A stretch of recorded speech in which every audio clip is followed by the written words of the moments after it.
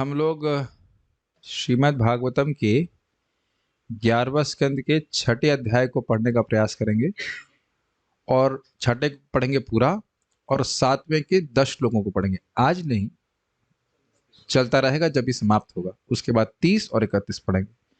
तो आप लोगों ने श्रवण किया था कल कि भगवान ने सोचा कि यदुकुल का वंश हमको भार कम करना है पृथ्वी से, और इसके निमित्त उन्होंने एक योजना रखी। किस रूप में? काल रूप में। और द्वारका में वसुदेव जी के घर में नारद, दुर्वासा और अन्य ऋषि आए थे, कण्व, सब ऋषि आए थे। उन्होंने एक महान पुण्यजनक यज्ञ किया था और उसके बाद भगवान कृष्ण ने उनको विदा कर दिया था। और वो लोग कहाँ चले गए थे? पिंडार चले गए थे, पिंडार चले गए। और उस पिंडार तीर्थ स्थान में सांब को एक स्त्री का रूप, गर्भिणी स्त्री का रूप बना करके अन्य यदुकुल के कुछ लोग, राजकुमार, वहां पे गए और उन्होंने पूछा कि बहुत शर्मा रही है, कि जानना चाहती है इसका बेटा होगा कि बेटी होगी। तो उन्होंने कहा कि इससे एक मूसल पैदा होगा जो तुम्हारे यदुकुल का नाश कर देगा। तो इन लोगों ने वापस आकर के उग्रसेन, घबरा गए राजकुमार, और उग्रसेन को वो दे दिया, और उग्रसेन को मतलब मूसल दे दिया, और मूसल को पीस दिया गया, और जो चूर्ण था उसको समुद्र में बहा दिया गया। और वो कहाँ इकट्ठा हो गया? प्रभास क्षेत्र में। प्रभास क्षेत्र में इकट्ठा होकर के नुकीली घास के रूप में हो गया। और एक लोहे का टुकड़ा बच गया, वो एक मछली ने निकल लिया। उस मछली को अन्य मछलियों के संग जाल में पकड़ लिया गया, और फिर जरा नामक शिकारी ने उस मछली के पेट से फाड़ करके, मतलब सभी मछलियों को फाड़ा होगा पेट, उसको प्राप्त किया, उसके तीर की नोक बनाई। तो ये सब घटना हो रही थी और भगवान कृष्ण सब जानते थे, फिर भी उन्होंने उसका प्रतिरोध नहीं किया। क्यों? क्योंकि वह उनकी ही योजना थी। अब हम लोग आगे इस अध्याय में सुनेंगे। ये था पहले अध्याय में आपने सुना। उसके बाद बीच में बात आ जाती है कि नारद जी द्वारका में आते हैं, वसुदेव जी को उपदेश देते हैं। तो उसमें 5 अध्याय आ रहे हैं, उसको उधर हम अभी नहीं पढ़ रहे, हम सीधे छठे अध्याय पे आ रहे हैं। वहां पे अब ब्रह्मा आदि देवतागण आकर के भगवान से प्रार्थना कर रहे हैं कि अब आपकी लीला संवरण का समय है। तो उसको हम लोग देखेंगे। उसके आगे भी और कथा है कि यदुवंश का प्रभास गमन, यदुवंश का प्रभास गमन ये अध्याय का टॉपिक है।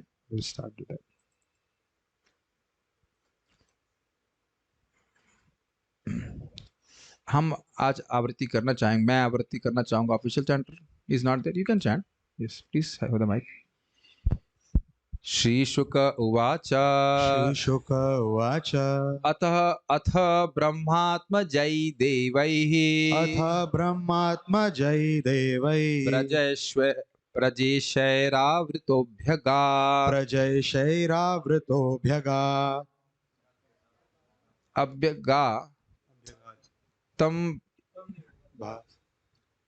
तम कहाँ इंग्लिश में नहीं है, लेकिन जो हिंदी का पीडीएफ है उसमें है। नहीं, देखिए आप लोगों को थोड़ा सा वो श्लोक जो है ना इंग्लिश से एक बार कंफर्म कर लेना चाहिए, तो वो थोड़ा सा ध्यान दीजिएगा, नहीं तो इंग्लिश में, इंग्लिश ही प्रमाणिक है, हिंदी में कुछ मिस्टेक हो सकती है क्योंकि इंग्लिश में नहीं है, क्योंकि इधर वो सबसे बाद में हिंदी में क्रॉस चेक कर। अभ्यगा था। अथ अथ ब्रह्मात्मजै देवहि अथ ब्रह्मात्मजै देवहि प्रजेशैरावृतोऽभ्यगा प्रजैशैरावृतोऽभ्यगा भवश्च भूतभव्येषु भवश्च भूतभव्येषु ययौ भूतगणैर्वृतः ययै भूतगणैर्वृतः। Oh, you have the word meanings, that's good. Shri Sukhdev Goswami ने कहा, तब ब्रह्मा जी अपने पुत्रों तथा देवताओं एवं महान प्रजापतियों को साथ लेकर द्वारका के लिए रवाना हुए। सारे जीवों के कल्याण प्रदाता जी शिव जी भी अनेक भूत प्रेतों के संग घिर कर द्वारका गए। तो इसमें तो कोई व्याख्या नहीं है, बस द्वारका में सारे देवता लोग इकट्ठा हो रहे। वो अपने रखिए ना माइक, कुछ माइक उसमें लगा दीजिए ना, जो आप लिए थे उसी में माइक लगा दीजिए। नहीं लाए थे ना अपना वो स्टैंड। अच्छा हाँ, ये लीजिए, द्वारा लीजिए, कोई भी माइक स्टैंड लीजिए। इंद्रो मरुद्भिर्भगवान इंद्रो, देखिए आप लोग थोड़ा श्लोक ना लिखते नहीं ठीक से, ये एक अच्छी बात है। वो बोलने में फिर ना कंफ्यूजन हो जाता है। वो जैसे वेदाभ्यास में लिखा है वैसे लिखा करिए ना। इंद्रो मरुद्भिर भगवान इन्द्रो मरुद्भिर्भगवान् आदित्या वसवोश्विनौ आदित्या वशवोऽश्विनौ ऋभवो अंगीरसो रुद्रा ऋभवो अङ्गीरसो रुद्रा विश्वे साध्याश्च देवताः विश्वे साध्यश्च देवता गन्धर्वाप्सरसो नागः गन्धर्वाप्सरसो नागः सिद्धचारणगुह्यकाः सिद्धचारणगुह्यका ऋषयः पितरश्चैव ऋषयः पितरश्चैव सविद्याधर किन्नराः सविद्याधर किन्नरः द्वारकाम् उपसंजग्मुः द्वारका उपसंजग्मुः सर्वे कृष्ण दिदृक्षवः सर्वे कृष्णा दिदिक्षवः वपुषा येन भगवान् वपुषा येन भगवान् नरलोकमनोरमः नरलोका मनोरमः यशोवितेन लोकेषु यशोवितेन लोकेषु सर्वलोकमलापहम्। सर्वलोकमलापहम्। बहुत रुचिकर टीका है इसमें, पर देखिएगा। कृष्ण का दर्शन करने की आशा से शक्तिशाली इंद्र अपने साथ मरुतों, आदित्यों, वसुओं, अश्विनियों, ऋभुओं, अंगिराओं, रुद्रों, विश्वदेवों, साध्यों क्षमा कीजिए, गंधर्वों, अप्सराओं, नागों, सिद्धों, चारणों, गुह्यकों, महान ऋषियों, पितरों तथा विद्याधरों एवं किन्नरों को लेकर द्वारका नगरी पहुंचे। तो अब बड़ा स्पष्ट है कि बहुत सारे लोग आए, बहुत सारे देवता आए। रुचिकर बात यह है कि भगवान को आना था तब भी बहुत सारे देवता आए, और जब भेजना है तब भी बहुत सारे देवता आए। काफी एक नोट करने वाली बात है। ये पता है ना आप लोगों को, 5-4 साल पहले देवता लोग गए थे, उसमें इंसानों की तरफ से कौन गया था? महाराज बड़ा विरोध करते हैं। इंसानों को तो पता भी नहीं था कि देवता लोग भगवान के पास जा रहे हैं उनको अवतरित होने के लिए। और महाराज यह भी कहते हैं कि इस जगत में जो भगवान बन के घूमते हैं उनसे पूछो कि कौन देवता आया था तुमको तुमसे गुहार करने के लिए, बड़ी कष्ट हो रहा है दुनिया में, क्यों पैदा हुए? तो पैदा ही क्यों हुए? किसी से पूछ लिया जाए कि तुमको कौन बुलाया पैदा होने के लिए, कौन निमंत्रण दिया, तो आप देखेंगे कि काल और कर्म के अधीन कोई व्यक्ति है इस प्रकार से आता है, उसको हम भगवान की संज्ञा दे देते हैं। ये मूर्खता है। यह बड़ा स्पष्ट है कि जब दशम स्कंद में बुला रहे हैं और 11वें स्कंद में भेज रहे हैं, लेकिन दोनों ही ब्रह्मा जी आदि भी प्रार्थना करने के लिए आ रहे हैं। बड़े सुंदर सुंदर प्रार्थना है इसमें। कृष्ण ने अपने दिव्य स्वरूप द्वारा सारे मनुष्य को मोह लिया और समस्त जगतों में अपनी महिमा फैला दी। भगवान का यश ब्रह्मांड के भीतर समस्त कल्मश को नष्ट करने वाला है। तात्पर्य देखिए, देवताओं की विराट व्यवस्था में हाथ बटाने के लिए भगवान भौतिक जगत में अवतरित होते हैं। भूभार बढ़ गया था, अधर्म बढ़ रहा था, भगवान प्रकट हुए। इसलिए देवतागण सामान्यतः भगवान के उपेंद्र जैसे रूप को देख सकते हैं। यहां पे शब्द है कृष्ण दिदृक्षया, संस्कृत में आया था। तो आचार्यों ने प्रश्न उठाया, सिद्ध स्वामी जी इस बात को बोलते हैं, जहां रखा गया है कि उपेंद्र भगवान को तो देवता लोग देखते रहते हैं, तो कृष्ण को देखने की ऐसी विशेष इच्छा क्यों है? कृष्ण दिदृक्षया, अभी हमने संस्कृत में पढ़ा था। किंतु यहाँ यह इंगित किया गया है कि देवतागण यद्यपि भगवान के विविध विष्णु रूपों को देखने के अभ्यस्त थे, अभ्यस्त मीन्स देखते ही रहते थे, कोई नई बात नहीं थी उनके लिए, किंतु वे भगवान के सबसे सुंदर कृष्ण स्वरूप को देखने के लिए विशेष रूप से उत्सुक थे। अब इसमें कोई आश्चर्य की बात नहीं होनी चाहिए। 3 स्कंद में लिखा है, वो जो श्लोक है भूषण भूषणांगम, तो वहां पे बड़ा स्पष्ट है कि भगवान के स्वयं विस्तार महाविष्णु आदि भी भगवान कृष्ण को देखना चाहते हैं। यहाँ तक कि भगवान कृष्ण भी अपने रूप माधुर्य से मोहित हो जाते हैं। आप जानते हैं कि द्वारका में भगवान कृष्ण ने एक स्फटिक में अपने चेहरे को देखा, अपने प्रतिबिंब को देखा, कहीं कितना सुंदर व्यक्ति है, कितनी अद्भुत बात है कि मुझे स्वयं ही इसको आलिंगन करने का मन कर रहा है, कृष्ण स्वयं। और इसीलिए वह चैतन्य महाप्रभु के रूप में श्रीमती राधा रानी का भाव लेकर के अवतरित होते हैं। अब यह कोई आश्चर्य की बात नहीं। यहाँ जो लोग सुंदर होते हैं वो देखा जाता, शीशा देखने में बहुत रुचि रखते हैं, है ऐसा? कोई स्त्री बहुत सुंदर है या कोई लड़का बहुत सुंदर है तो अपना देखा है ना, ऐसे बाल सेट करेगा, वैसे बाल सेट करेगा। तो अपने ही रूप को देख करके वो सुखी होता है। यहाँ का रूप की तो क्या बोले, बहुत उसको कई बार वर्णन कर चुके, हम नहीं करना चाहते। मान लो कोई कह भी रहा है अपनी प्रेमिका को कि तुम तो अप्सरा के समान सुंदर हो, तो ये झूठ है कि नहीं? क्यों झूठ है बताओ? अप्सरा देखा ही नहीं उसने। अगर अप्सरा को देख लेगा तो प्रेमिका को कभी नहीं बोलेगा। और वो भी झूठ मान लेती, हाँ मैं अप्सरा के समान सुंदर हूँ, लेकिन ये कोई सुंदरता नहीं है। सोची ना, इस जगत के किसी व्यक्ति के सौंदर्य की चर्चा स्वर्गलोक में नहीं होती है। और भगवान यहाँ पे क्या लिखा है? नरलोक मनोहरम। भगवान यहाँ पे एक मनुष्य के रूप में आए हैं, नराकृति, अपने बल्कि कहा गया नर वपु को प्रकट कर रहे हैं। और उस रूप को देखने के लिए दिदृक्षा, दिदृक्षा का अर्थ है अत्यंत देखने के इच्छुक, लालायित शब्द कहा जाएगा। देवता लोग यहाँ पे प्रार्थना तो करने के लिए आए ही हैं, लेकिन भगवान को देखने के लिए भी आए। ठीक है, ये अगला जो भाग है चक्रवर्ती पाद की टीका से लिया गया है। देह देही विभागश्च नेश्वरे विद्यते क्वचित। बहुत सुंदर बीबीटी की तात्पर्य है, बहुत सुंदर तात्पर्य है। तो मैं पहले सोचता था कि नहीं पढ़ूंगा, लेकिन हमने कहीं अन्याय होगा कि हम तात्पर्य को ना पढ़े। बहुत अच्छी तरह से ने लिखा, बहुत अच्छा तरह लिखा है। भगवान तथा उनकी निजी शरीर में कोई अंतर नहीं है। जीवात्मा उनके शरीर से भिन्न है, किंतु भगवान का सुंदर दिव्य रूप सभी प्रकार से भगवान से अभिन्न है। कैसा रूप है? सच्चिदानंदमय। अब हमारे फाल्गुनी प्रभु को कुछ कठिनाई हो रही थी समझने में। अब मैं समझ रहा हूँ कि कठिनाई का कारण क्या है।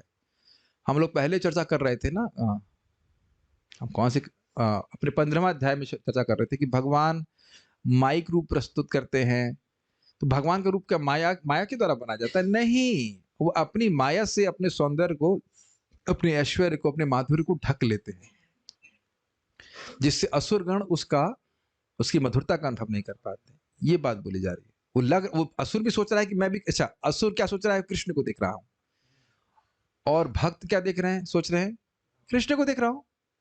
लेकिन दोनों के देखने में अंतर हो जाएगा, क्योंकि भगवान वहां पे भक्तों को अपने ऐश्वर्य और माधुर्य का प्रकाशन करा रहे हैं। और असुरों के सामने एक लेयर सी, अद्भुत लेयर जो दिख नहीं रही है।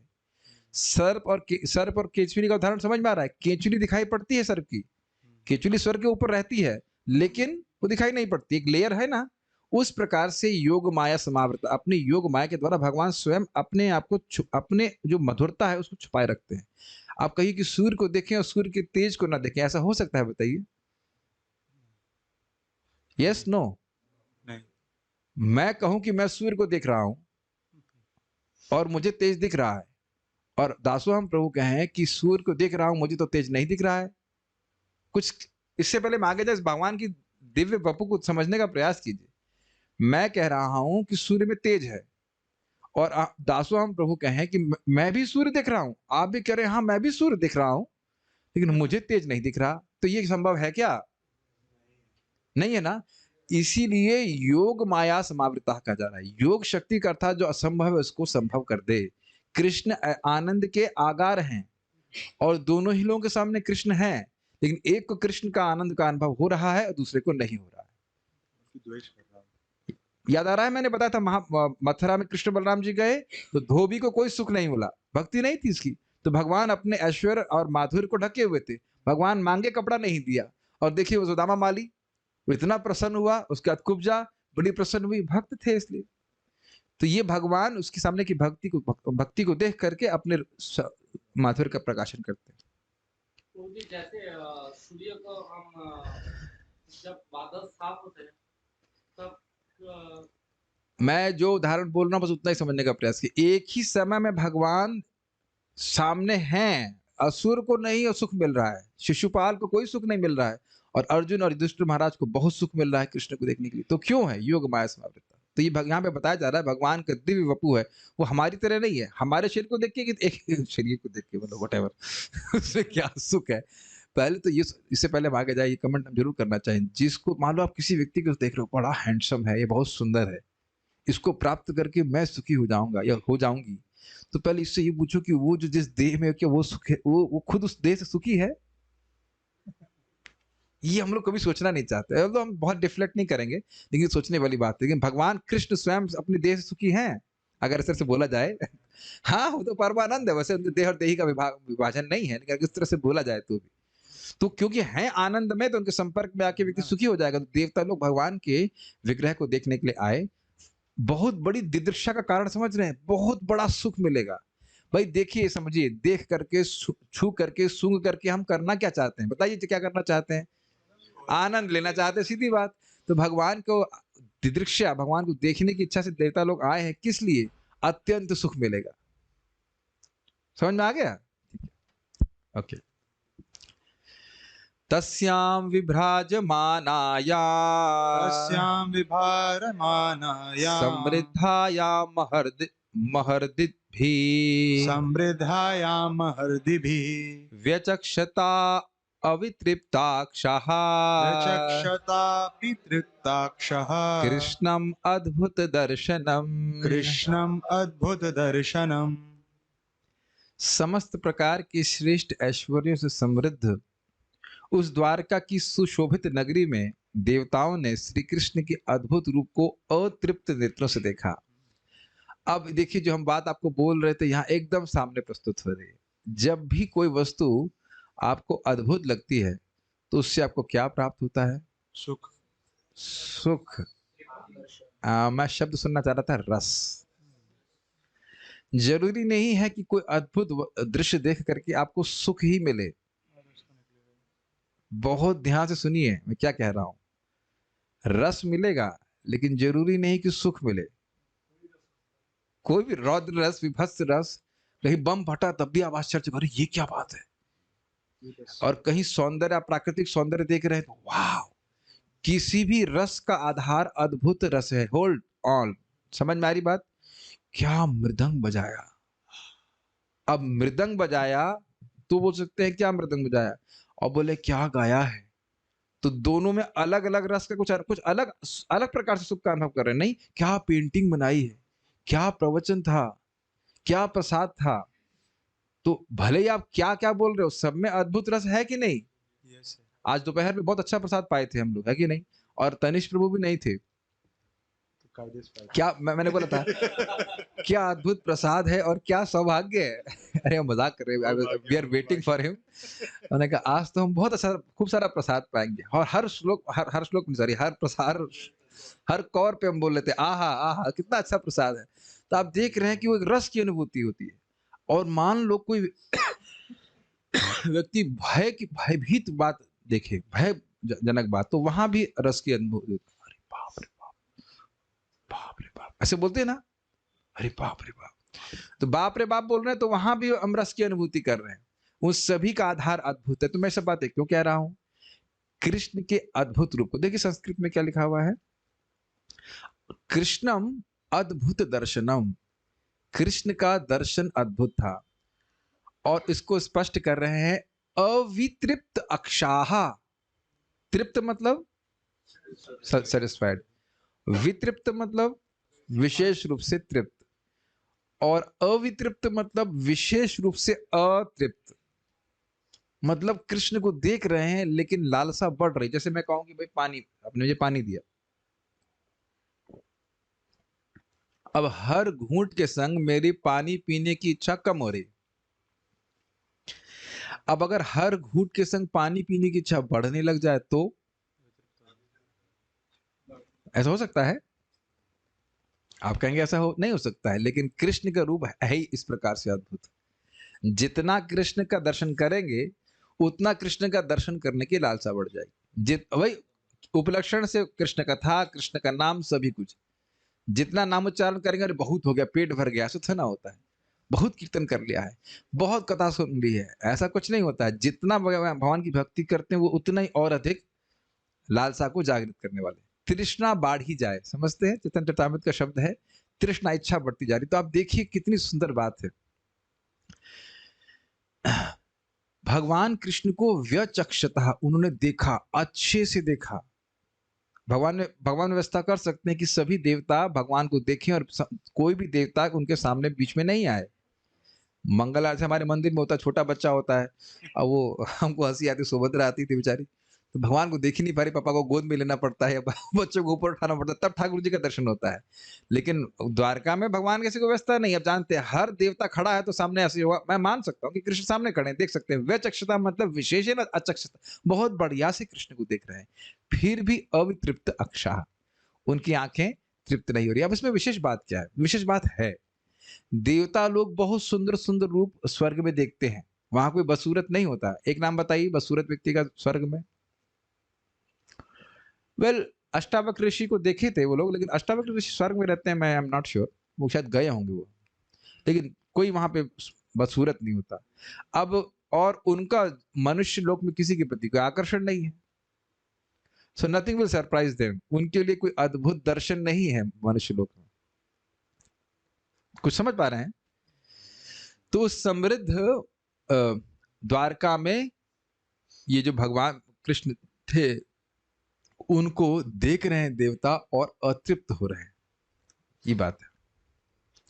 अब वो क्या क्या आगे है सुनते हो। स्वर्गोद्यानोप,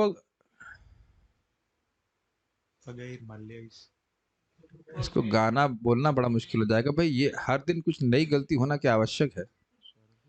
स्वर्गोद्यानोपगैर्माल, स्वर्गोद्यानोपगैर्माल्यैः, स्वर्गोदान्योपगैर्माल्यैः छाद्यन्तो यदुत्तमम्, छाद्यन्तो यदुत्तमम् गीर्भिश्चित्रपदार्थाभिः, गीर्भिश्चित्रपदार्थाभिः तुष्टुवोर्जगदीश्वरम्, तुष्टुर्जगदीश्वरम्। देवताओं ने समस्त ब्रह्मांडों के परम स्वामी को, कौन है वो? कृष्ण। ठीक है। स्वर्ग के उद्यानों से लाए गए फूलों के हारों से ढक दिया। तो एक आप प्रोटोकॉल का देख रहे हैं, भगवान के पास जाए तो कुछ लेके जाना चाहिए। ये तो अब देखिए मैं स्वयं देख रहा हूँ, श्याम सुंदर प्रभु सब स्वीकार करेंगे कि दीपदान इसमें दर्शनार्थी में करने से बहुत रुचि होने लगी दर्शनार्थी में। केवल प्रणाम करने में सूखा सूखा लगता था। आप लोग ट्राई कीजिए। सुभद्रा आगे, आपने दीपदान किया था टुडे, आपको अच्छा लगा? Yes, this is very nice. और इससे भगवान के प्रति प्रेम बढ़ता है। कुछ याद आ रहा है कि जब भगवान द्वारका में लौटे थे तब भी सभी लोग कुछ कुछ अपनी शक्ति के अनुसार उपहार लेके गए थे और भगवान ने सभी के उपहारों को स्वीकार किया था। अब हम लोग इंक्लूडिंग माई सेल्फ कितने बुद्धू हैं।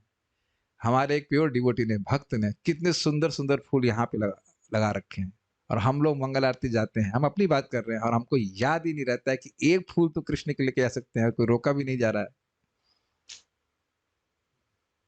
That's surprising. आप लोग भी कम बुद्धू नहीं है। जब शाम को आते हैं तो क्या एक फूल यहाँ से तोड़ करके कृष्ण बलराम के लिए नहीं लेके आ सकते हैं? प्रभु जी एक फूल तोड़ने में तो बहुत एनर्जी खर्च हो जाएगी। कोई मना कर रहा है? Think about it, you can do that. हमारे वो सारे फूल सड़ सड़ के नीचे गिर जाएंगे कि नहीं? तो आप लोग को हम देना है, we can bring for Narasimha Dev. आज एक भी फूल नरसिंह देव के लिए नहीं, जाओ लेके आओ, मुकुंद प्रभु लेके आओ, एक भी फूल नहीं है, 8 फूल लेके आइए। हाँ हाँ कोई दिक्कत नहीं। देख रहे हैं कि हम लोग कितने अचेतन है। ठीक है। और यहाँ क्या कह रहे हैं? फूलों के हारों से ढक दिया। आप लोग क्या सुने थे? फूलों से ढक दिया। फूल, अगर फूल कहा जाता फूल से ढक दिया तो बड़ा इजी था, लेकिन बोल रहे हैं हारों से, और वो भी फूल कहां से थे?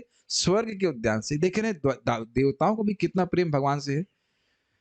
कुछ देख रहे हैं कि सबसे, भाई सोच रहे हैं वहां जाकर के फूल मिलेगा कि नहीं मिलेगा पता नहीं, और मिलेगा तो सूखा मिलेगा, पृथ्वी का फूल तो उतना अच्छा नहीं है, तो स्वर्ग का फूल लेकर के आ रहे हैं। स्वर्ग के उद्यान से लाए गए फूलों के हारों से ढक दिया कृष्ण को। तो आप समझ सकते हैं कितने सारे माला उन्होंने अर्पित करी होगी।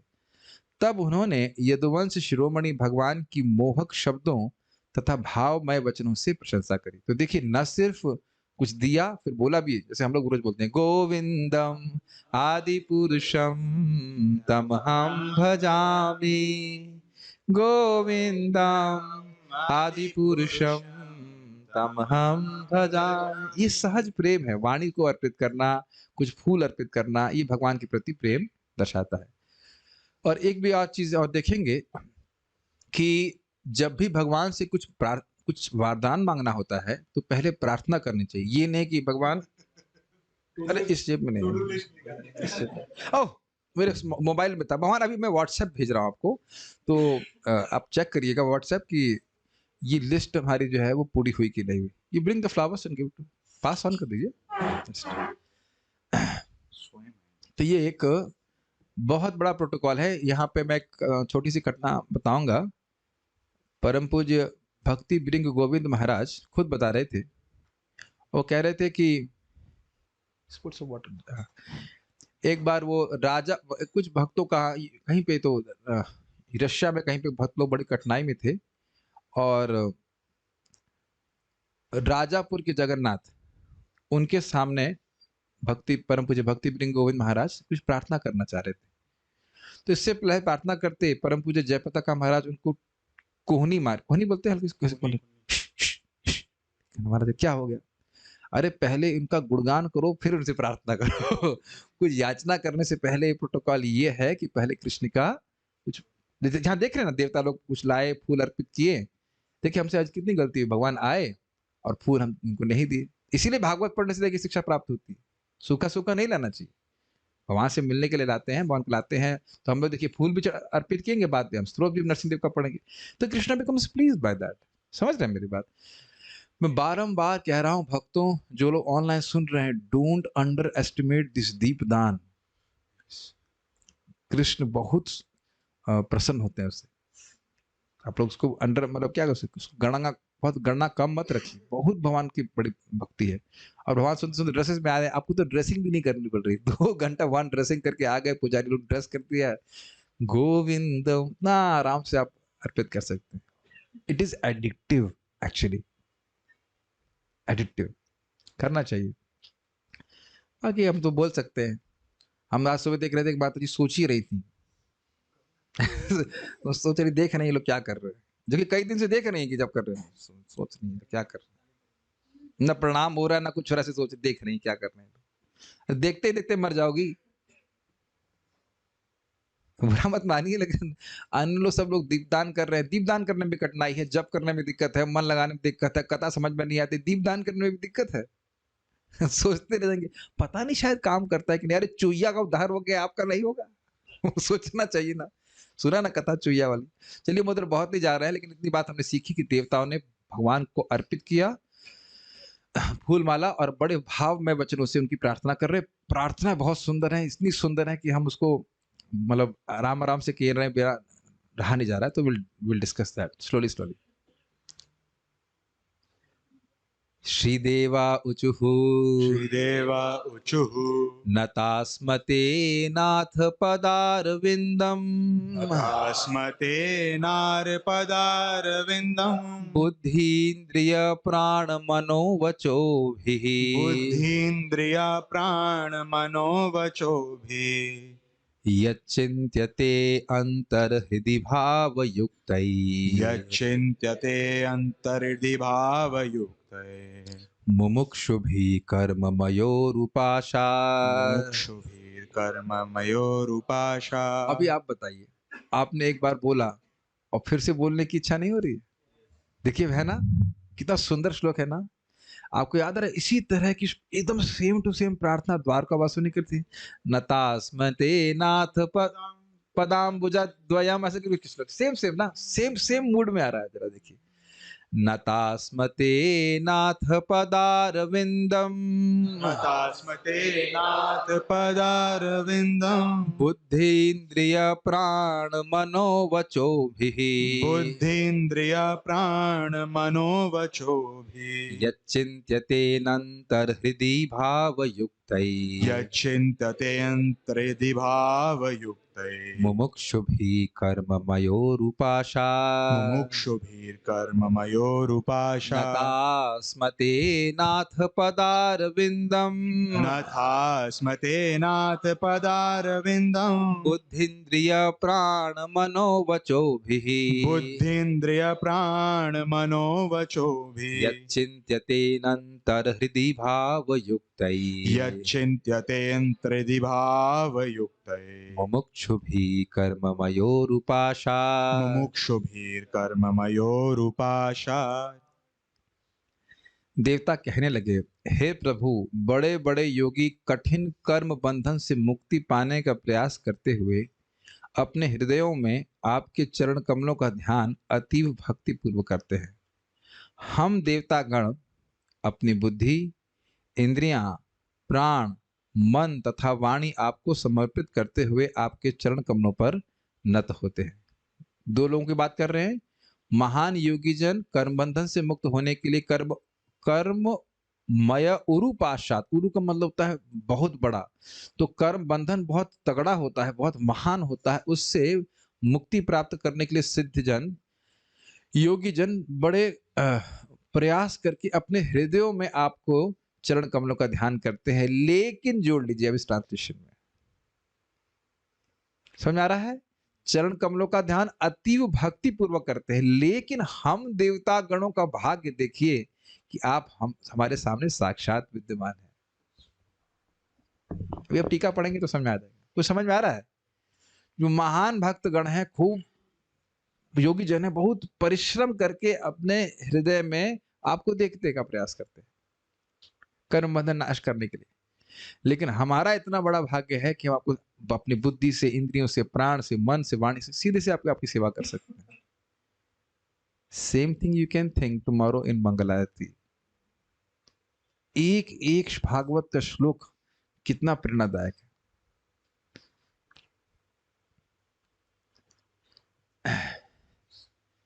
देखिए, श्रील श्रीधर स्वामी के अनुसार इस श्लोक का स्म शब्द विस्मय का सूचक है। विस्मय समझते हैं? आश्चर्य। और इस आश्चर्य में नम्रता ध्वनित है।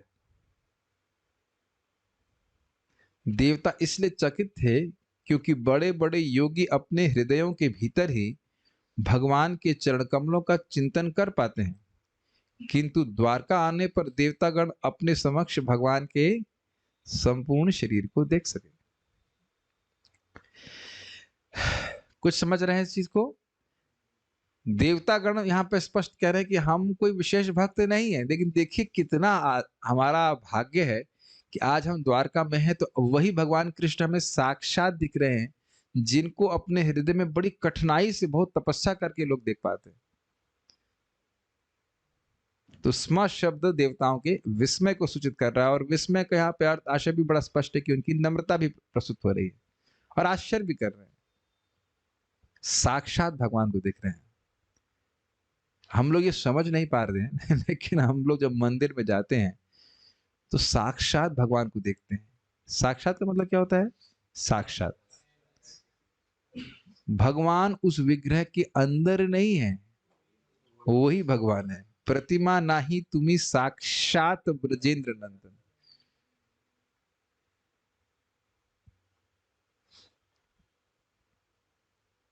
And you can please him in many ways. कीर्तन हो रहा है तो आप मान लीजिए साउंड में कुछ गड़बड़ है तो आप you can express your love.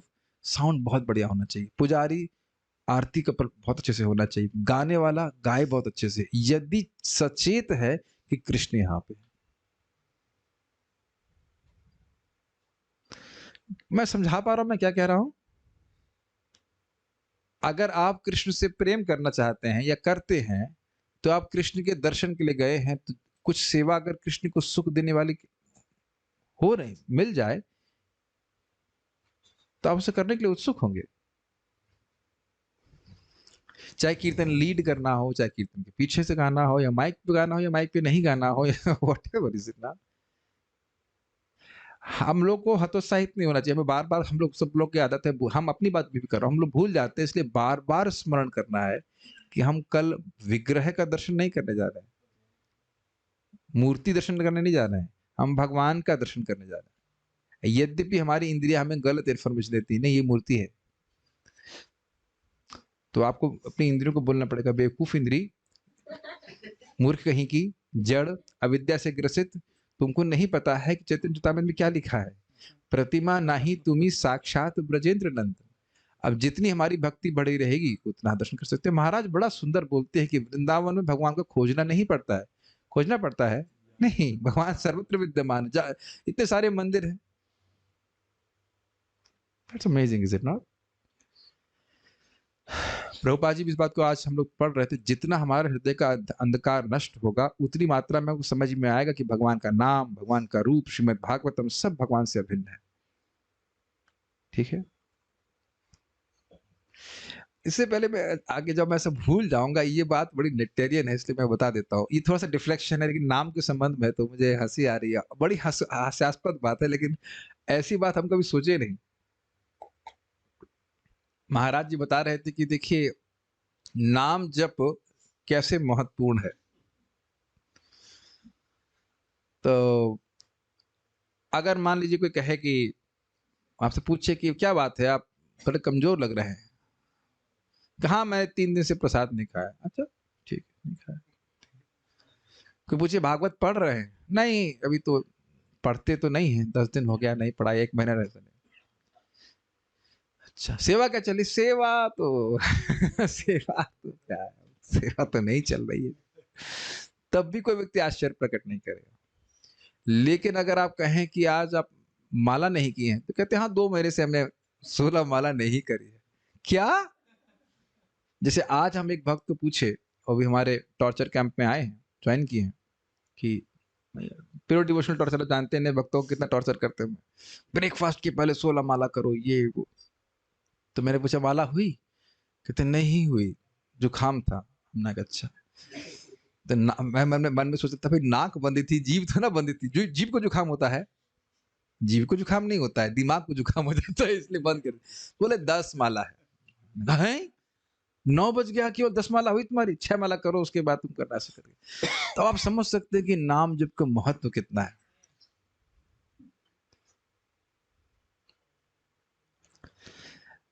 आ रही है हिंदी क्लास, अब हम रोक नहीं पाएंगे, इतना एक एक बात छप रही, बहुत अच्छी, कितना महत्व है ना। कि आज मुझे सुनकर इतनी प्रसन्नता हुई कि महाराज इस बात को बोल रहे थे कि अगर आप अपने नाम जप को सबसे अधिक प्राथमिकता देते हैं तो 10 नंबर दीजिए यदि आपने और कोई कार्य करने से पहले 16 माला कर लिया। And I was like bubbling with so much उत्साह कि मैं यही शिक्षा अपने सभी भक्तों को दे रहा था, सभी भक्तों को देता रहा हूं, और देख रहा हूं कि सभी लोग ब्रेकफास्ट के पहले 16 माला कर लेते हैं, और नहीं कर पाते तो 12 बजे ब्रेकफास्ट करते हैं।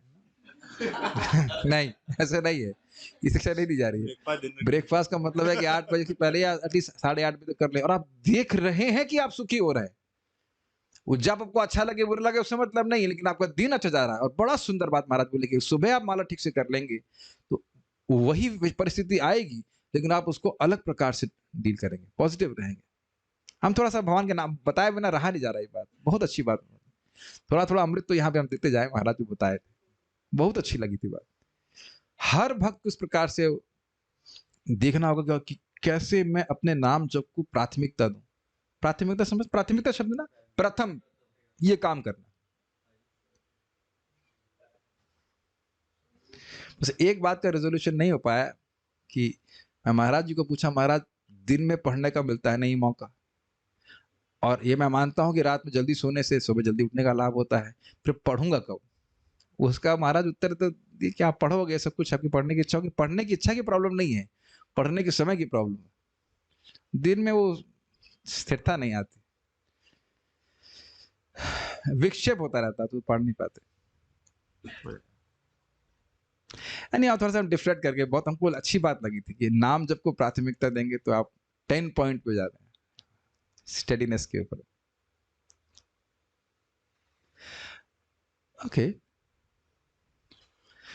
तो इसलिए वापस हम इसी पर आ जाते हैं कि वह अपने आश्चर्य को प्रस्तुत कर रहे हैं कि भगवान के संपूर्ण शरीर को देख पा रहे हैं। प्रभुपाद जी से पूछा गया कृष्ण बलराम के सामने होते हैं तो हमें क्या ध्यान करना चाहिए? तो प्रभुपाद ने कहा ध्यान क्या करना है, तुम्हारे सामने तो खड़े हैं। सी द रियलाइजेशन ऑफ शिला प्रभुपाद। मैं अभी परिक्रमा कर रहा था मंदिर की, तो मुझे प्रभुपाद की बात याद आ रही थी। The whole spiritual world is within the four walls of this Krishna Balram temple.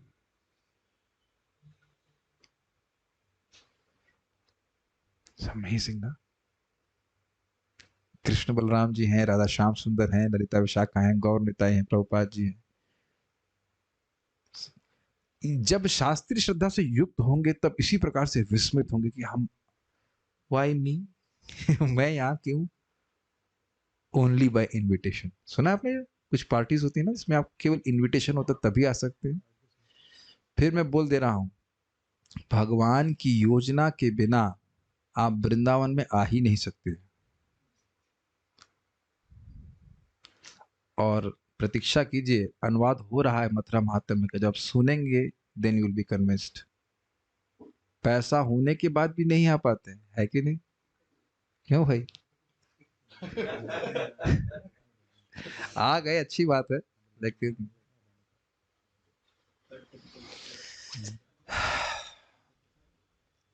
इसलिए शक्तिशाली देवताओं ने भगवान को दंडवत प्रणाम किया। ऐसे दंडवत प्रणाम का वर्णन नीचे किया गया। मतलब दंडवत प्रणाम का अर्थ है हम बहुत कृतज्ञ हैं, हमको इतना बड़ा सौभाग्य प्राप्त हो रहा है। ये सब बातें ध्यान रखनी चाहिए। हमारे त्रिभुवननाथ प्रभु भागवत में प्रवचन दे रहे थे, कैसी कैसी सुंदर बात भक्त लोग बोलते हैं। कहते हैं कि जब आप प्रणाम करें तो ये याद रखिए किसको कर रहे हैं। नहीं, वो निताई है कृष्ण बलराम कौन? समझ रहे हैं ना? नमो महावदन्य कृष्ण प्रेम बताई कृष्ण कृष्ण चैतन्य नामने और इसमें नमो नित्यानंद नित्यानंद में सब प्रेमानंद प्लाई निकला करो कभी तब तक आज गौरांगी राधे, ये सब अपराध है। पूरा प्रणाम मंत्र को ठीक से बोलना। कभी कभी हम प्रणाम मंत्र बोलने में आखिरी का लास्ट वाला भाग छोड़ देते हैं। गलत नहीं बोल रहा ना? आरस कर देते हैं, खा जाते हो उसको। दर्शनार्थी तो भूख लगने लगती ना। तो पूरा अष्टांग प्रणाम, जहां देवता गण कर रहे हैं। आप में से कौन सा स्वर्ग का कोई यहाँ पे देवता है? नहीं ना? तो उसको यहाँ पे बोल रहे हैं प्रणाम करें। दोभ्याम पदाभ्याम जानोभ्याम उर्सा शिरसा दृशा मनसा वचसा चेती प्राणामोष्टांग ईरितः। 8 अंगों से किए जाने वाले प्रणाम यानी साष्टांग प्रणाम में 2 बाहें, 2 पांव, 2 घुटने, वक्षस्थल, सिर, आंखें, मन तथा वाक शक्ति शामिल रहती है। और जो व्यक्ति अश्वमेध यज्ञ कर रहा है और भगवान को जो प्रणाम कर रहा है, दोनों एक बराबर नहीं है। अश्वमेध यज्ञ करने वाला दोबारा जन्म लेगा और प्रणाम करने वाला दोबारा जन्म नहीं लेगा। माताएं लोग पांचांग प्रणाम करते हैं, ठीक है। भौतिक प्रकृति की धाराएं अत्यंत प्रबल हैं और इसलिए मनुष्य को चाहिए कि मजबूती से भगवान के चरण कमलों से चिपक जाए। ऐसे समझिए, 1 मिनट, ऋषिकेश कौन गया है? ओके, नहीं गए। ऋषिकेश में गंगा जी में स्नान किए हैं आप लोग? हाँ। तो आप देखेंगे कि गंगा जी की धारा इतनी तेज होती है कि अगर आप चेन ना पकड़े तो क्यों होता फिर आपका तो आप डूब जाए तो कहना ही क्या तो क्या से तो हाथी डूब जाएगा तो इंसान का तो कहना ही क्या। समझ में आ गया? तो प्रकृति के गुण एकदम गुण प्रवाहो शब्द है। गुणों का प्रभाव इतना तीव्र है कि व्यक्ति उसमें बह जाएगा। तो एकदम से होल्ड ऑन, कस के पकड़ना है भगवान के चरणों को। ये बोल रहे हैं चरण कमलों से चिपक जाए। जैसे बच्चा माँ के एकदम चिपक जाता है ना एकदम कस करके, तो माँ भी पकड़ लेती है। दोनों ही बातें हैं। तो इसी प्रकार से भगवान के चरणों से चिपक जाए, नहीं तो गुण कहाँ लेके जाएंगे कौन जानता है।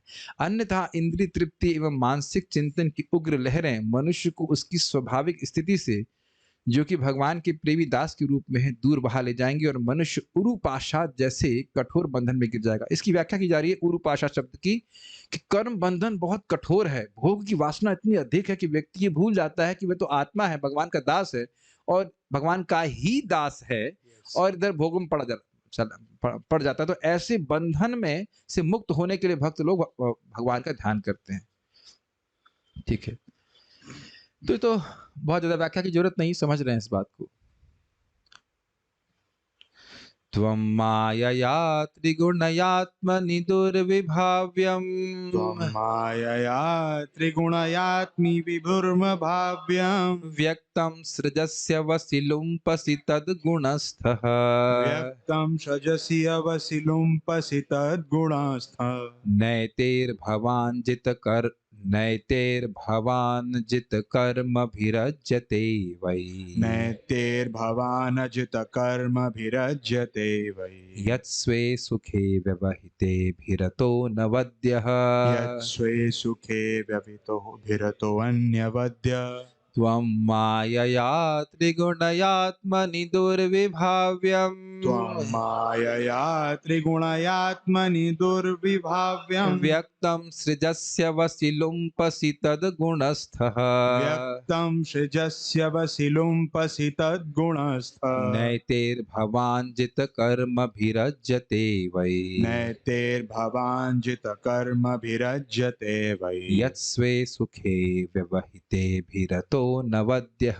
यत्स्वे सुखे व्यवहितेभिरतो त्वं वद्य। मायया त्रिगुणयात्मनि दुर्विभाव्यम्। त्वं मायया त्रिगुणयात्मनि दुर्विभाव्यम्। व्यक्तं सृजस्य वसि लुम्पसि तद्गुणस्थः। व्यक्तं सृजस्य वसि लुम्पसि तद्गुणस्थः। नैतेर्भवान् जितकर्मभिरज्यते वै। नैतेर्भवान् जितकर्मभिरज्यते वै। यत्स्वे सुखे व्यवहितेभिरतो न वद्यः। यत्स्वे सुखे व्यवहितेभिरतो न वद्य। त्वं मायया त्रिगुणयात्मनि दुर्विभाव्यम्। त्वं मायया त्रिगुणयात्मनि दुर्विभाव्यम्। व्यक्तं सृजस्य वसि लुम्पसि तद्गुणस्थः। व्यक्तं सृजस्य वसि लुम्पसि तद्गुणस्थः। नैतेर्भवान् जितकर्मभिरज्यते वै। नैतेर्भवान् जितकर्मभिरज्यते वै। यत्स्वे सुखे व्यवहितेभिरतो न वद्यः। यत्स्वे सुखे व्यवहितेभिरतोऽन्यवद्य। कितना सुंदर श्लोक, केवल गाने में कितने सुंदर है।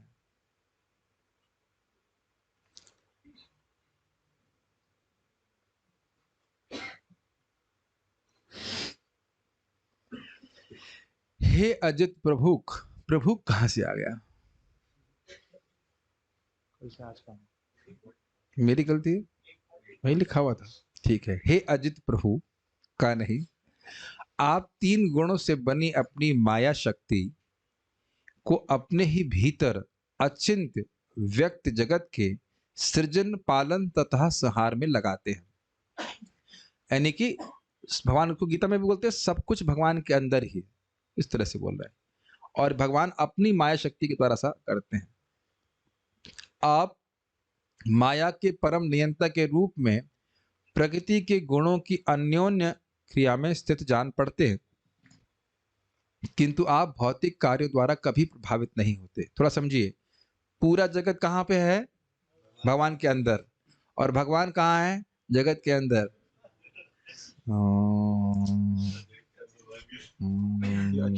वैसे भी सुबह से थक गए, क्लास सुनते सुनते, और अब ऐसी बातें कर रहे हो। एक बात बोलिए, आप क्लास के अंदर है कि क्लास के बाहर? अच्छा, मैं क्लास के अंदर हूँ कि क्लास के बाहर हूँ? क्लास के अंदर और क्लास के बाहर भी हूँ, दोनों जगह जूम के माध्यम से। अगर आप लोग विश्वास नहीं कर रहे हैं तो जूम के डिवोटीज हैंड रेज कीजिए कि आपको लग रहा है कि हम आपके सामने बैठ के क्लास दे रहे हैं। आपको दो वोट मिल गया हमको। यस, अब हम क्लास के अंदर बैठे हैं कि क्लास में के बाहर बैठे हैं, सोचने वाली बात है। तो महाराज को समझाते हैं कि देखिए, जैसे मन, चलिए अब आंख बंद कीजिए। मुझे नहीं दिखाई पड़ रहा कि आप लोग आंख बंद किए कि नहीं, लेकिन अज्यूम कर रहे हैं आंख बंद कर रहे हैं। आंख बंद करके इस रूम को बाहर से देखने का प्रयास कीजिए। Can you see? आप समझ में आ गया? समझ में आया कि नहीं? सब चलिए समुद्र पे चलते हैं, अभी प्रभास क्षेत्र चलते हैं, या मतलब कहीं पे भी द्वारका कहीं भी जाइए। अब आप समुद्र के तट पे खड़े हैं तो समुद्र को देख रहे हैं, और आंख बंद करेंगे तो समुद्र आपके मन में भी अट जाएगा। समझ में आ गया? यद्यपि आप समुद्र के बाहर है, लेकिन समुद्र आपके मन के अंदर आ सकता है। ये उदाहरण महाराज समझा रहे थे। भगवान का दिव्य स्वरूप है, तो दिव्य स्वरूप के अनुसार भगवान के अंदर ही सारा जगत है। अधिष्ठान कारण के रूप में हम लोग प्रथम स्कंद के प्रथम अध्याय के प्रथम श्लोक में सुन चुके हैं, और भगवान उसके अंदर भी है। और भगवान के अंदर बाहर कुछ है नहीं। भगवान खुद बोलते हैं कि मैं उसमें हूँ, वो मुझ में है, लेकिन मैं किसी चीज में वस्तु में नहीं, और वो कुछ भी वस्तु मुझ में नहीं, इस प्रकार से। तो अद्भुत बात यह है कि भगवान जगत में रहते हुए भी प्रकृति के गुणों का स्पर्श बिल्कुल नहीं करते। तो आप देख रहे हैं कि जो प्रथम स्कंद में बात हम सुनते आ रहे हैं, वही चीज अब 11वें स्कंद में बार बार आती है, तो कठिनाई नहीं होगी समझने में। आप अपने नित्य आध्यात्मिक आनंद में ही लगे रहते हैं, अतएव आप पर किसी भौतिक संदूषण का दोषारोपण नहीं किया जा सकता। ठीक है, संदूषण का मतलब ये नहीं कहा जा सकता है कि आप प्रकृति के गुणों के द्वारा कुछ गलत कार्य कर रहे हैं। भगवान जो कुछ भी कार्य कर रहे हैं वह उनकी दिव्य अंतरंगा शक्ति के अंतर्गत ही संपादित होता है। भौतिक संदूषण क्या है? रजोगुण, तमोगुण, सत्वगुण इत्यादि सब संदूषण है, ये सभी बंधन के कारण है। तो भगवान इस जगत में प्रकृति के गुणों के द्वारा सृजन करते हैं, उसमें लिप्त नहीं होते, प्रभावित नहीं करते उनको। तो कोई नई बात हम नहीं बता रहे हैं, समझ ही रहे हैं इसको। तात्पर्य, यहाँ दुर्विभाव्यम शब्द महत्वपूर्ण है। दुर्विभाव्यम का मतलब है जो समझ में बिल्कुल नहीं आती। क्या शब्द यहाँ पे अर्थ लिया गया दुर्विभाव्यम का? अचिंत्य, यस, इनकंसीवेबल, समझ नहीं आता।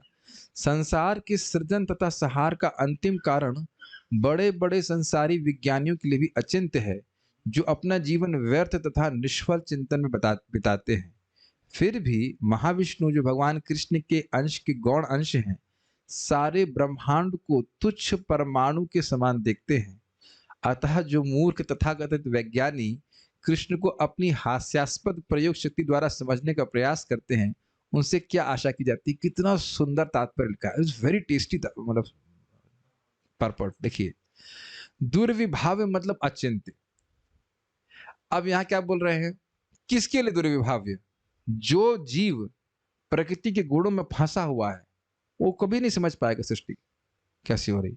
और यह भी नहीं कि आप बाकी लोग समझ रहे हैं, भगवान के अलावा कोई नहीं समझ रहा है कि सृष्टि कैसे हो रही है। ये क्लियर हो रहा है? अब यहां पे क्या कह रहे हैं?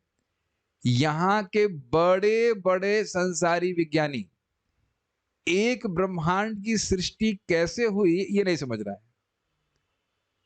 यस, वह अन्य मूर्खों को अपनी किताब लिख लिख करके भले ही वह कन्विंस कर दें कि हाँ इस प्रकार से हो रहा है, इस प्रकार से हो रहा है, लेकिन उस ब्रह्मांड की सृष्टि बिल्कुल अलग तरह से हो रही है। अगर आप श्रीमद् भागवत का वर्णन सुने तो उस वर्णन के अनुसार तो कोई वैज्ञानिक नहीं थ्योरी दे रहा है। यस, तो और हमारे श्रद्धा है, आचार्यगण बताते हैं कि श्रीमद् भागवतम बिल्कुल परफेक्ट है। अब आप सोच रहे हैं कि वो कितने बुद्धू हैं वैज्ञानिक, एक के बाद एक वो थ्योरी रच रहे हैं अपने मन के अनुसार कि ऐसे सृष्टि होगी, क्या कहते हैं, steady state theory, big bang theory, ये थ्योरी, वो थ्योरी, लेकिन उस वह कहीं स्पर्श भी नहीं कर रही है इस बात से कि महाविष्णु इस जगत की सृष्टि करता है। मेरी बात समझ में आ रही है? वो सोच रहे हैं, वैसे सर खुजा रहे हैं, बाल झड़ गए सोचते सोचते, पीएचडी करते हुए, और परमानेंटली हेड डैमेज हो गया, तभी नहीं समझ पा रहे हैं कि उसके पीछे एक व्यक्ति है। एक सामान्य व्यक्ति भी समझ बात को समझ सकता है कि नहीं? कहीं भी डिजाइनर, उसके पीछे डिजाइनर है। तो क्या कभी श्रीमद् भागवतम का श्रवण किए बिना उनकी रेंज है कि वो सोचे कि इसके पीछे महाविष्णु है?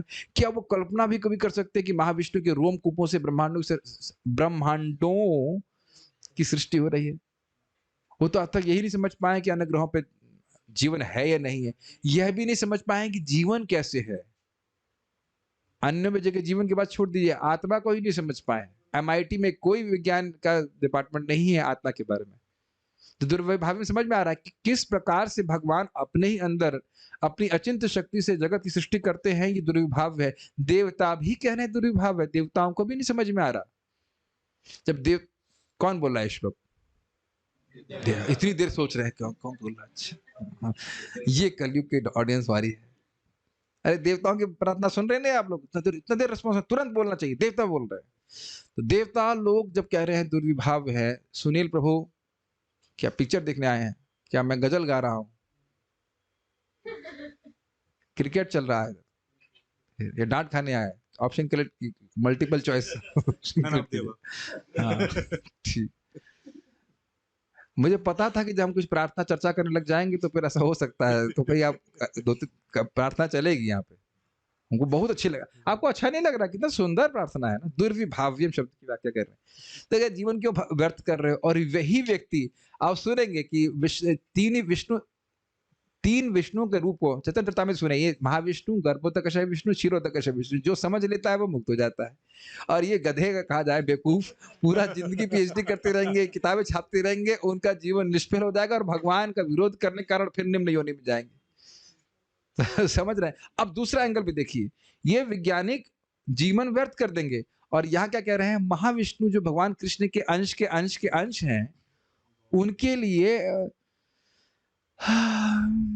ब्रह्मांड, अच्छा, सांस खींच लेनी है, सांस लिया, सांस छोड़ा, और उस तरह से गए किसी के अंदर।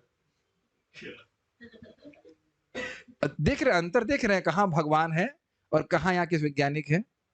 दुर्विभाव्य शब्द, कितना सुंदर व्याख्या कर रहे हैं। केवल इच्छा मात्र से भगवान महाविष्णु सारी सृष्टि कर दे रहे, केवल इच्छा मात्र और देखने मात्र से। कहाँ तो बात हुई थी? कौन क्लास दे रहा था? शायद भक्ति प्रिय भागवत महाराज जी क्लास दे रहे थे। अभी इससे इस क्लास के पहले कौन सा क्लास था? हाँ, ब्रह्मचारी क्लास था। तो ब्रह्मचारी क्लास में मुझसे पूछे कि भाई लड़की कोई लड़की कोई किसी पे क्या करते हैं, स्लाइड लैंग ग्लांस देती है, सो करके बताओ। हमने कृपा कटाक्ष नहीं, कटाक्ष करते हैं। हमने कहा हमें को क्या पता, हम क्या जाने, हमने कृष्ण के कटाक्ष के बारे में समझ रहे हैं। तो ऐसे करके कुछ बात आई थी तुम्हारा, मैं कहा बात कर रहे थे ग्लांस के बारे में कुछ बता रहे थे। मेरा बहुत मजाक बना देते, महाराज बहुत पकड़ते हैं। हमने कहा क्या मैं ही मिला हूँ प्रॉप बनाने के? मुझे ही प्रॉप बना रहे हैं आप? कुछ तो ऐसे बोल रहे थे। नहीं, मजाक कर रहे थे। हाँ, वो ये बोल रहे थे कि देखो अगर कोई ब्रह्मचारी ज्यादा किसी माता जी से इन्वॉल्व होगा तो लगेगा कि हम पहले सेवा के लिए कर रहे हैं, सेवा के लिए कर रहे हैं, उसके बाद वो एक ग्लांस मारेगी इधर से, फिर आप उड़ जाओगे। तो हमने कहा महाराज हमको क्या होता? हमने कहा हम तो खाली कृष्ण के कटाक्ष के बारे में सुने और महाविष्णु के कटाक्ष के बारे में सुने, इस तरह के कटाक्ष तो हम से दूर ही रहना चाहते। जो भी है बात आ रही थी, तो मैं खाली बोल रहा हूँ भगवान महाविष्णु केवल दृष्टि मात्र करने से सारे जीवों को पृथ्वी के गर्भ में स्थापित कर देते हैं। कि अचिंत्य नहीं है? इज नॉट अचिंत्य? यस। और जब वो भगवान के अंश हैं, उन्हीं के समान शक्तिशाली हैं, और भगवान के सामने आप जाएंगे तो क्यों नहीं भगवान आपके हृदय में उनकी सेवा करने की इच्छा को जागृत करेंगे। इसलिए जरूर भगवान के सामने जाना जाए। नहीं आप अब दूर हो मंदिर से तो आप जूम पे भगवान का दर्शन कर सकते हैं। कितना बड़ा ये लाभ है। अभी भी जगन्नाथपुरी से दर्शन लाइव नहीं होता है, अभी भी नहीं। I mean, I don't know what happened in previous days of Brahma, लेकिन इस ब्रह्मा जी के दिन में पता नहीं पहले के कलयुग में क्या होता था। अभी तक तो लाइव नहीं हो रहा है।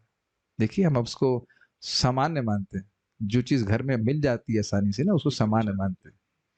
यहाँ भगवान तो दर्शन हो ही रहा है। सुबह मंगल आरती नहीं भी करेंगे तो क्या दिक्कत है? MAL लिख देंगे रिपोर्ट में, मंगल आरती लेट। Think about it. देखिए ना आपका WFH पहले समय से पहले समाप्त हो गया नहीं? समटाइम्स वी थिंक कि बहुत समय ब्रज में रहने को मिलेगा या दर्शन करने को मिलेगा, हु नोस। एनीवेज, हम खाली बात कर रहे थे कि दुर्विभाव्यम, ये लोग जीवन अपना व्यर्थ कर देंगे, समझ नहीं पाएंगे एक ब्रह्मांड को, और भगवान अपनी इच्छा मात्र से सारे ब्रह्मांडों की सृष्टि कर रहे हैं, और वह महाविष्णु भगवान कृष्ण के अंश है। इस प्रकार से तो यह हास्यास्पद। अनवद्य शब्द आया है। अनवद्य का अर्थ क्या होता है? अनवद्य शब्द प्रयुक्त हुआ है, इसलिए अनवद्य शब्द प्रयुक्त हुआ है। कोई भी व्यक्ति भगवान के शरीर, चरित्र, कार्य या आदेशों में कोई त्रुटि या दोष नहीं निकाल सकता। जब वह अपने यदुकुल का नाश कर रहे हैं तो उसमें भी कोई दोष नहीं है।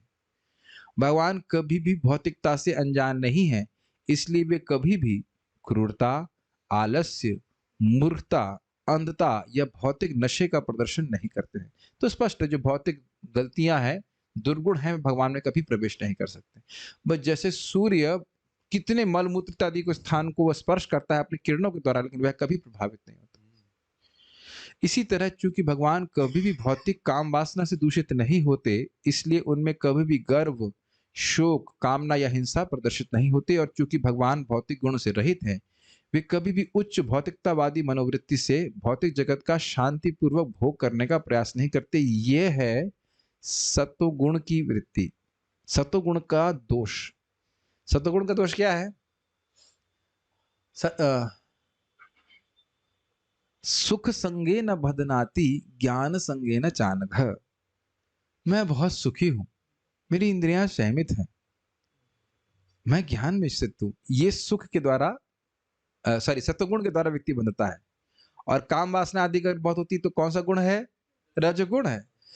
और क्रूर है और आलस कर रहा है तो तमोगुण। तो इन तीनों गुणों के प्रभाव से भगवान मुक्त है। इस प्रकार का प्रभाव भगवान में नहीं होता, इसलिए कहते हैं अनवद्य। अनवद्य शब्द आपने भीष्म पितामह की क्या क्या न सुना? अनवद्य। मुझे भी लास्ट वाला ही बात याद आ रही है कि मुझे आपके चरणों में अनवद्य प्रीति हो। रति अनवद्य ऐसा शब्द है।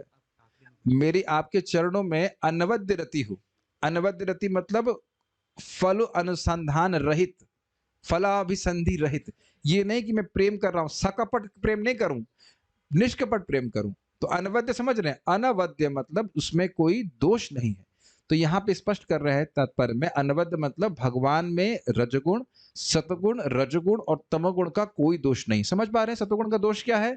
हम बहुत सुखी हैं जगत में। इस जगत में सुख संगे न बदनाती, सुख के संग से बांधता है सतगुण।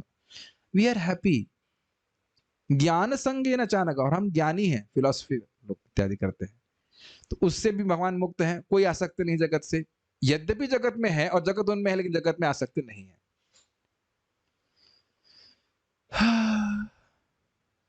बहुत फिलॉसफी हो रही है।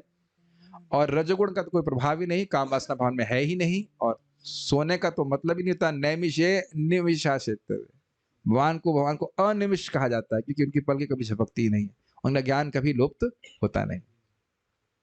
महाराज को बड़ा सुंदर कहते हैं कि अधीक्षक तो भगवान ही हैं, जिनके अधिअक्ष, जिनकी आंखों के नीचे सब कुछ हो रहा है। यहाँ मंदिर का अध्यक्ष नहीं, अधीक्षक नहीं, अध्यक्ष, अधिअक्ष, जिनकी आंखों के नीचे सब कुछ हो रहा है।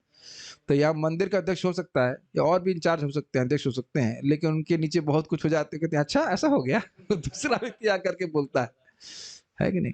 जैसे हम भी मंदिर के किचन के मैनेजमेंट में हैं, तो एक व्यक्ति आके हमको बोले आपके गेहूं में बाल आया था। अब मुझको तो नहीं पता चल रहा है कि सॉरी आटे में बाल था, आटे में बाल था, तो मैं तो प्रसाद लेते समय नहीं मालूम करूंगा, लेकिन भगवान को तो सब पता है। अधिकार समझ रहे हैं ना, सब कुछ देखने वाले हैं।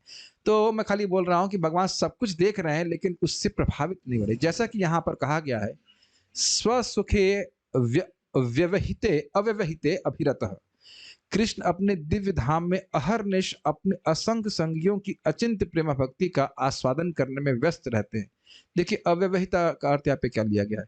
बिना किसी रोक टोक के, और अभिरतः मतलब सदैव लीन रहते हैं। स्व सुखे, स्व मतलब अपने में, और स्व मतलब अपनों में।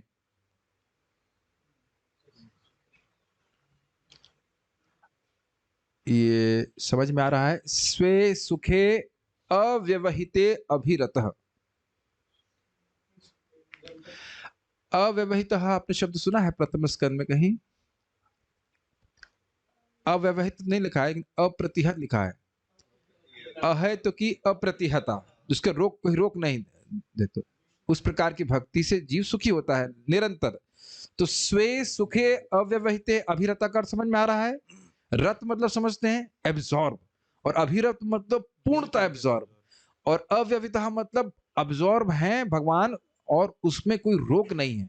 किस में अब्जॉर्ब है, किस में अभिनिविष्ट है? स्व सुख में, अपने सुख में जो उनके स्वरूप से उत्पन्न होता है, और अपनों के सुख में, अर्थात अपने भक्तों के संग विभिन्न प्रेम के आदान प्रदान के सुख में भगवान अभिरत हैं, अब्जॉर्ब हैं। ये बोल रहे हैं, इसीलिए बोल रहे हैं रातों दिन, अगर वहां पे बोला जाए कि रातों दिन होता है, तो वहां पे असंख्य भगवान के प्रेमी भक्त हैं, उनके संग प्रेम का आदान प्रदान कृष्ण कर रहे हैं। वे उनका आलिंगन करते हैं, और संगी उनका आलिंगन करते हैं। गोलोक की बात है, वैकुंठ की बात है।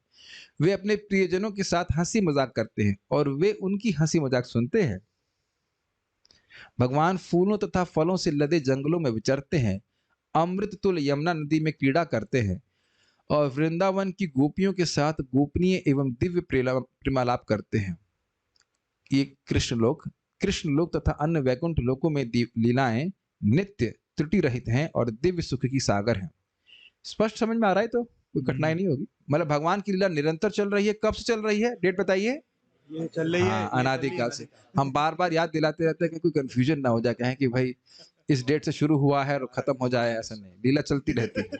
और कब तक चलेंगी? ये चलेगी अनंत काल तक चलेगी। तो अब इतनी जल्दी क्या है, पहुंचेंगे आराम से। जब समझ रहे हैं ना भाई, जैसे मान लो कोई पिक्चर चल रही हो तो आप कहेंगे भाई 3 घंटे बाद समाप्त हो जाएगी, तो लेट हो रहे हैं, तो तब लेट की कोई अपेक्षा है?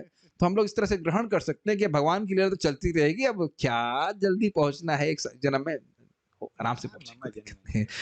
नहीं, बहुत लेट हो गए। इधर से देखिए, अनादि काल से चल रही है और अब हम यहाँ पड़े हुए हैं।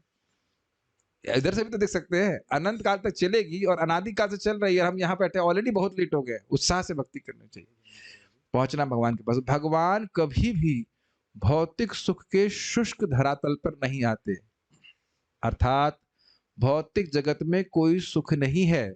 जैसे मृग मरीचिका, जानते हैं आप? यस, वो मिराज। मिराज कहते हैं, उसमें कितना पानी होता है? पानी नहीं होता है, नहीं वो होता, उसमें सूखा होता है, लेकिन ऐसा लगता है कि वहां सुख है। भगवान को किसी से कुछ लेना नहीं, अतः भगवान में सकाम कर्म विद्यमान नहीं रह सकता। सकाम मतलब भौतिक इच्छा से किया गया कर्म की वासना नहीं रहती। तो इससे भगवान के गुणों का वर्णन हो रहा है, उसके आगे हम कल सुनेंगे। I want devotees to take rest and apply, कुछ दिन तो अप्लाई कीजिए जो हमने सुना है, और चैंट हरे कृष्ण नाइसली। अभी कितने 9 और 10 श्लोक तक भेजा था आपने, कहाँ तक भेजा था? हाँ, तो उसको हम, हाँ, इसी में जोड़ता चला जाएगा, तो हम आगे सुनेंगे। हम इसको ऐसे ही पढ़ेंगे पूरे तात्पर्य से। तो आप देख रहे हैं कितने सुंदर तात्पर्य लिखे गए हैं, और बहुत अच्छे तात्पर्य लिखे गए हैं, तो काफी बात समझ में आ रही। ओके, श्रीमद् भागवतम की जय, श्रील प्रभुपाद की जय, निताई गौर प्रेमानंदे। कोई प्रश्न है? अच्छा, मैं देखा नहीं प्रश्न। हाँ, त्रिभुवन कमनम तमाल वर्णम रविकर गौराम्बराम्बरम दधाने वपुरलककुलावृताननाब्जं विजय सखेरतिरस्तु मे नवद्या। अनवद्य रति हो तो वही। ओके, सो कोई प्रश्न नहीं ना? प्रभु जी, एक क्वेश्चन था, जपा से रिलेटेड ही है। हाँ, बहुत लोग जिनसे हम कभी पूछते हैं या देखते हैं, उनकी स्वास्थ्य सही नहीं रहती है। कभी उनको लगता है कि हम बुखार आ रहा है या फिर कुछ भी है। इसकी वजह से वो जपा जो है वो अपना मतलब कि सोने को प्रायोरिटी ज़्यादा मिल जाता है एंड जपा को प्रायोरिटी बाद में। तो इसमें फिर हम क्या उन्हें सजेस्ट कर सकते हैं, क्या बोल सकते हैं? जब से तनिष्क प्रभु की हम दवा ले रहे हैं, मुझे कांस्टेंट बुखार है। क्या नाम है आपका? श्री कृष्ण प्रभु। कितनी आपकी, माइक दीजिए इनको, माइक बोल लीजिए। कितनी आपकी वो पीठ में कठिनाई है, कितनी जगहों पे, जरा बताइए। वो अपर बैक, लोअर बैक और मिडिल बैक में सब जगह स्ट्रेन बचा क्या, बताइए बैक में। कुछ बैक में बचा? ये लड़का कितना बड़ा उदाहरण है। मैं तो छोटा बच्चा बोलूंगा, मुझे बहुत दुख होता है, मैं इनकी सहायता नहीं कर सकता। He is so much pain, is never giving up chanting 16 rounds. एक दिन मुझे थोड़ा, मैं कोई अपने को मेहमान नहीं बोला, मैं तो खुश हो रहा हूँ, बुखार निकल के बाहर जा रहा है, वो तो डस्ट कर रहे हैं। क्या आप अपने शरीर का वेट करेंगे, बताइए? शरीर आपका वेट नहीं करेगा जब शरीर छोड़ने का समय आएगा। अब हमने ये सोचना है कि शरीर हमें त्यागेगा कि हम शरीर को त्यागेंगे। शरीर अपने आप में कठिनाई है। अगर आप यही सोचते रहेंगे कि हमारा स्वास्थ्य ठीक हो जाएगा तब हम भजन करेंगे, तो कभी नहीं भजन कर पाएंगे। ये बच्ची छुटकी, क्या नाम इसका, कृष्ण हलादनी, इनको भी बुखार था, तो 100 कितने मारा था, 112 माला की थी एकादशी में। यहाँ जाके यहाँ आलस हो रहा है ना, 1000 गुना फायदा मिल रहा है, 2000 माला करने से पूरा हो जाता है। यहाँ जाके आलसी हो गए। भरतपुर में कम मिल रहा था तो वहां अधिक माला कर रहे हैं। मैं नाम लेके बोल रहा, रेवती माता जी। हमने कहा, आज आप बड़े उत्साह से जब करने, कहते हैं 103 बुखार है। 103 बुखार है। तो आप उम्र बताइएगा, आपकी, इनकी उम्र है ये 60 साल के हैं, आप तो मेरे का 70 क्रॉस कर गए ना। छोटे छोटे बच्चे हैं, बच्चे लोग उतने उत्साह से जाप कर रहे हैं। तो इसके लिए देखिए, श्रीमान जीतामित्र प्रभु का एग्जाम्पल लीजिए।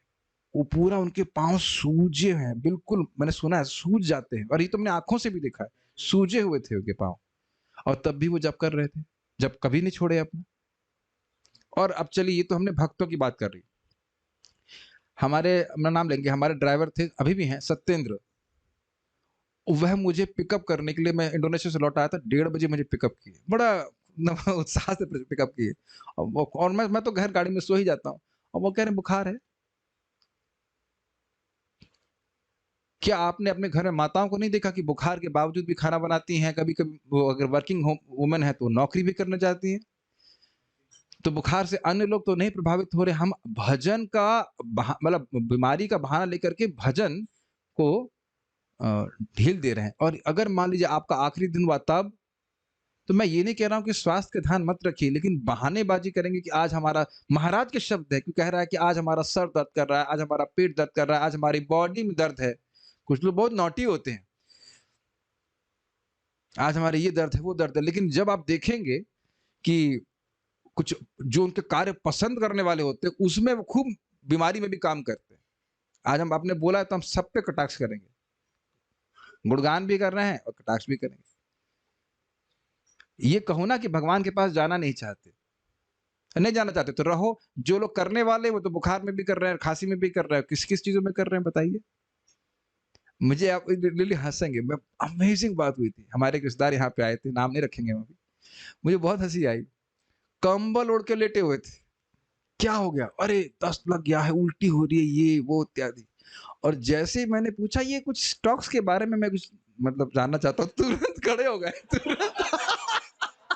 तुरंत बैठ गए और दिव्य प्रवचन सोहम श्रावयिष्यामि यथा नीतम, मैं आपको वही सुनाऊंगा जैसा इसका मैंने अध्ययन किया। धाड़ धाड़ धाड़ धाड़ बोलना शुरू किया। मुझे कुछ याद नहीं कि वो क्या बोले, मैं खाली एक जानबूझ कर कि मैं सोचा था कि इनसे पूछूंगा कि स्टॉक्स के बारे में अगर कुछ पूछूंगा तो ये कैसा रिएक्शन देंगे। आई वाज सरप्राइज्ड, हम झूठ तो नहीं बोल रहे हैं, पूरे उत्साह के संग बोल रहे थे। मेरा खुद का ये अनुभव है, हमारे गुरु महाराज यहाँ पे यात्रा लेके आए थे और यहाँ पे मुझे मेरे गुरु भाइयों ने बोला कि आप, हमने सुना आपका डेंगू कौन सी हम लोग गिलोय से ठीक हो गया है, तो गिलोय का जूस गुरु महाराज के लिए चाहिए, आप गिलोय ला के दे दीजिए। तो हमने कहा चलो कुछ मौका मिला सेवा करने का, तो गिलोय का जूस हम गिलोय दे के गए, हमने कहा बना दीजिएगा। तो बाद में पूछा महाराज पिए, कहते कुछ पिए हुए कुछ नहीं है। उसका देखा महाराज, मैं सोचा आज तो क्लास नहीं हो गया, देखा महाराज फिर क्लास दे रहे। और ये भी हमने सुना है परम पूज्य राधानाथ महाराज एक रथ यात्रा में तो बहुत बुखार था उनको, और फिर भी पूरी यात्रा में नृत्य करते रहे। देखिए मैं फैनेटिक होने के लिए नहीं बोल रहा हूँ, लेकिन अब आलसी होने के लिए भी नहीं बोल रहा हूँ। ये नहीं कि अब हर छोटी छोटी चीज के लिए, हाँ अगर आपको बुखार है तो भले आपको स्नान बहुत ज्यादा, अगर अधिक बुखार है तो उसके लिए दवा ले लीजिए, जो भी आवश्यक है वो कीजिए। लेकिन जो लोग आलसी होते हैं ना, उनके तो जब नाक में जुकाम होगा तो जीभ रोक देते हैं, है ना, क्योंकि उसके महत्व को नहीं समझ रहे हैं कि नाम जप करने से कितना बड़ा लाभ है। अगर आप बीमार हो तो पहले सो जाओ, इज इट नॉट? भाई मैंने एक दिन देखा कि मुझे थोड़ा बुखार था, हमने कहा क्या हड्डी टूटने का दर्द है? हड्डी के टूटने का दर्द तो है नहीं है।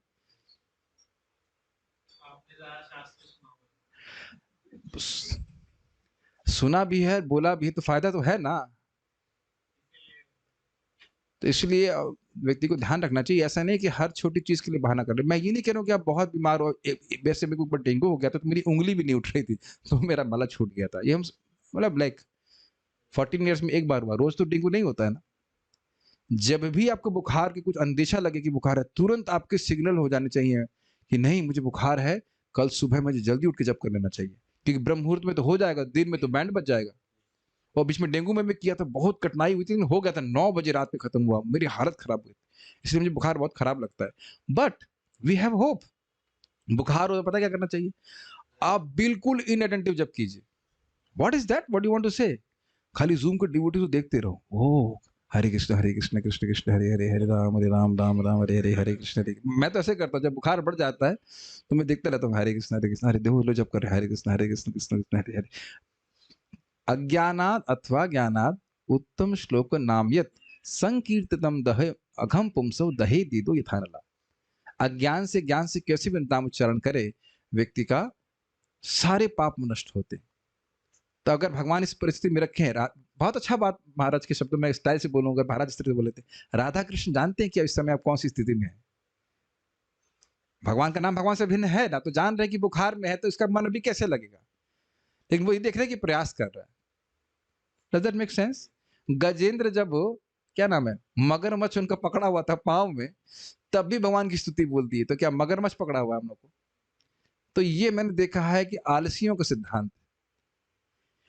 हर छोटी-छोटी बीमारी के लिए व्यक्ति को इस प्रकार से आलस नहीं करना चाहिए। हाँ, ये बात है कि अगर आपको बुखार है, आप 104 बुखार है तो आप स्नान मत कीजिए, नहीं तो फिर और बीमार पड़ जाओगे।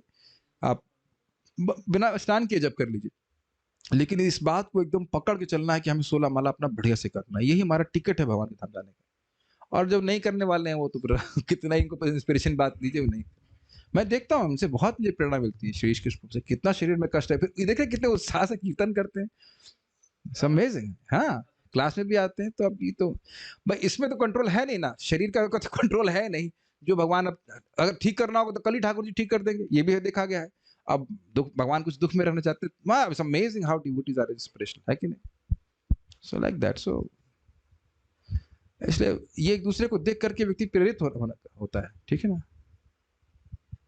ओके, और कुछ? काउंसलिंग से रिलेटेड क्वेश्चन था तो आप वो बाद में कर लेंगे, ठीक है? सो चलिए स्टॉप हियर नाउ। अब हम सारी परेशानी को दूर करने वाला स्रोत पढ़ने वाले हैं, नरसिंह स्रोत। सो चैंट दैट। श्रीमद् भागवतम की जय, श्री प्रभुपाद की जय।